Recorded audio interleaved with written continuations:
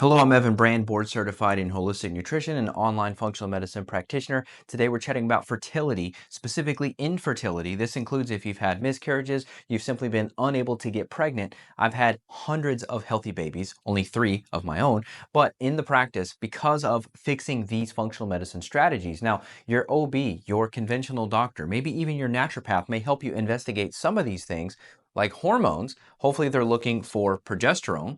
That's important to look at because if you don't have enough progesterone, I would argue testosterone plays an important role as well, especially in the male's health. We know that sperm motility and sperm quality and sperm quantity are related to hormone levels and issues in men. So don't think this is just for the ladies. This is for both involved because we've seen many men that are actually the problem. And when we fix the infections in the male's gut, all of a sudden the female gets pregnant. They go on to have a healthy baby. So this is important for females, but men, you're still on the hook for this stuff. We still need to investigate these issues. Now, progesterone, testosterone, we're also going to include thyroid into that. So I'm just going to write TPO, meaning thyroid antibodies, TPO. You have TG and you have TPO antibodies.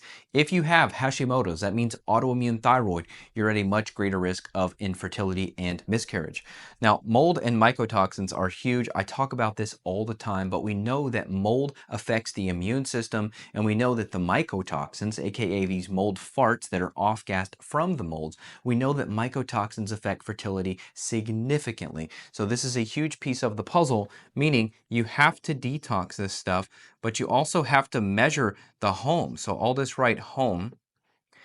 If you have mold exposure in your car, your home, your office, your school building, wherever you work, we have to address these issues if you want to have a healthy pregnancy. Because here's the problem. Even if you do have mold toxicity in your body and you're able to get pregnant, that baby is going to be born with mold toxicity. In fact, we've tested dozens and dozens and dozens of babies, some that are 3 months old, some that are 6, some that are 12 months old. A lot of them have immune dysfunction, skin problems, mood behavioral issues as they get into toddlerhood, and these are the kids that eventually end up with speech issues. They're in speech therapy, occupational therapy at 5, 6, 7, and 8 years old. So if we can catch this stuff early, the goal would be really detox before you even get pregnant. So that's why I'm encouraging you before you have fertility issues, if you're even thinking about having a kid, you haven't tried yet, or if you have and you failed in the past, we got to get this stuff addressed, hopefully before the pregnancy. You'd be amazed. The human body can push things through and push things along, but it's much harder to clean up the toxicity in a baby if we could have prevented it in the beginning.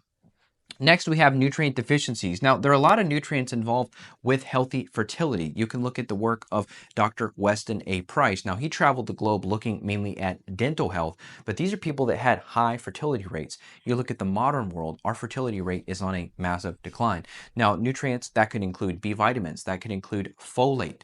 So those that have MTHFR, genetic defects, we have to factor those genetic SNPs into your case and address that appropriately. So B vitamins, extra folate, extra vitamin C, there's a lot of building blocks that it takes to form these healthy babies. Now, number 5, adrenals. Now, arguably, you could tie this into hormones and you could say, well, isn't adrenal the hormones? Isn't that the same thing? Well, no, not quite, because I see a lot of women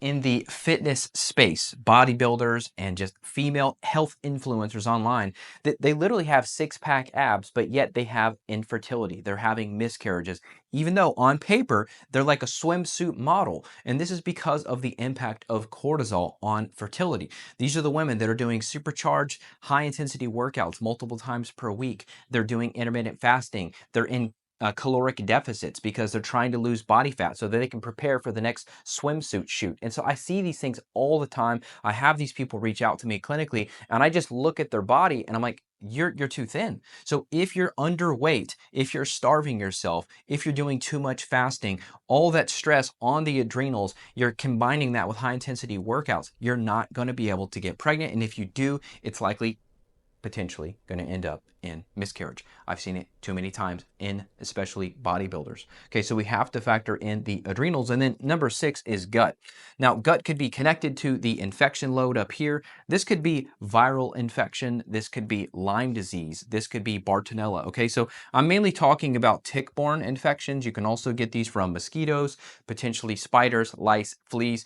When I say infection, I'm talking more things like Lyme, Bartonella, Babesia. Now, gut infections are totally different. So this could be parasite infections.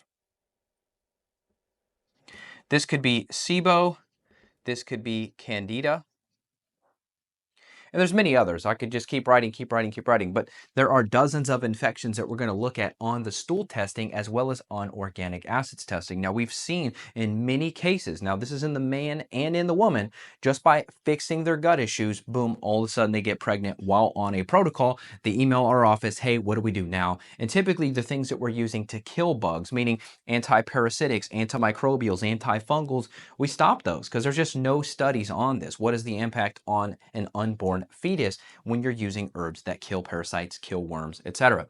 But it is magical to see that when we start addressing the gut, when we start supporting the adrenals, when we start to clear Lyme and co-infections, we start to detox mold, we start to replenish nutrients and add in organs and micronutrients and trace minerals, we start to support the hormones, we get progesterone where it needs to be, we get the male's testosterone where it needs to be, we get the female's thyroid issues, her autoimmune Hashimoto's, we get that calmed down. This is the recipe for massive fertility.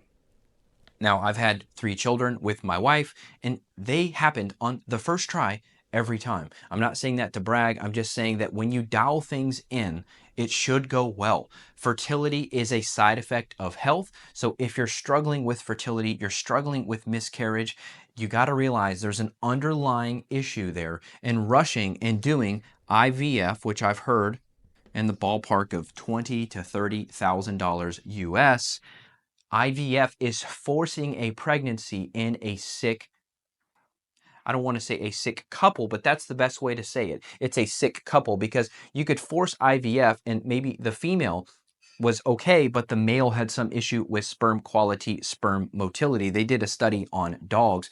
They had these female dogs wrapped in polyester garments, and most of them were unable to conceive. So I didn't put clothing on this list, but you got to make sure your clothing is dialed in as well.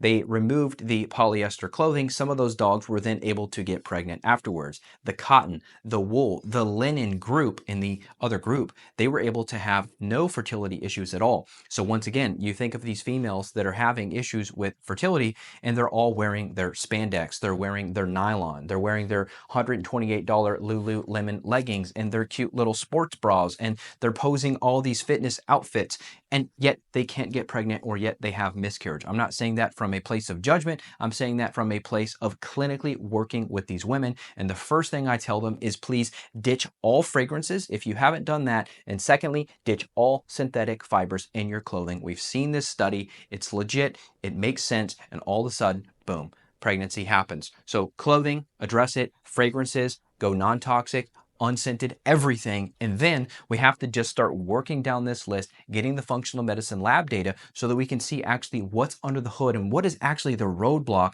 in both the male and the female for fertility. This should help. Feel free to reach out. I'll do some one-on-one consultations with you and we should be able to get you in good shape.